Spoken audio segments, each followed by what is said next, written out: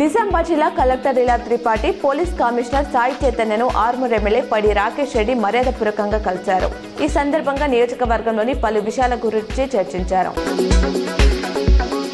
ప్రభుత్వ స్కూళ్ల విద్యార్థులకు అందించనున్న 22 వస్తువుల కిట్కు సంబంధించి నాణ్యత విషయంలో రాజీ పడొద్దని సీఎం రేవంత్ రెడ్డి అధికారులకు సూచించారు.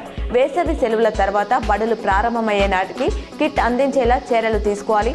విద్యార్థుల విషయంలో ఖర్చుకు వెనకాడొద్దన్నారు. హైదరాబాద్ పరేడ్ గ్రౌండ్స్ లో ఈ రోజు నుంచి 18వ తేదీ వరకు కైట్ ఫెస్టివల్ జరగనుంది. ఈ వేడుకలో 19 దేశాలకు చెందిన 40 మంది అంతర్జాతీయ కైట్ ప్లేయర్స్, అలాగే దేశవ్యాప్తంగా 15 రాష్ట్రాల నుంచి 55 మంది జాతీయ ప్లేయర్స్ పాల్గొననున్నారు. పతంగులతో పాటు సాంస్కృతిక ప్రదర్శనలు ఆకర్షణగా నిలవనున్నాయి.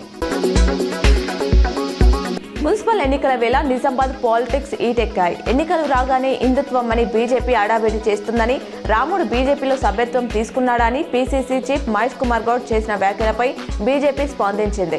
రాముడి జోలికి వస్తే ఊరుకునేది లేదని ఎమ్మెల్యే సూర్యనారాయణ గుప్తా కౌంటర్ ఇచ్చారు.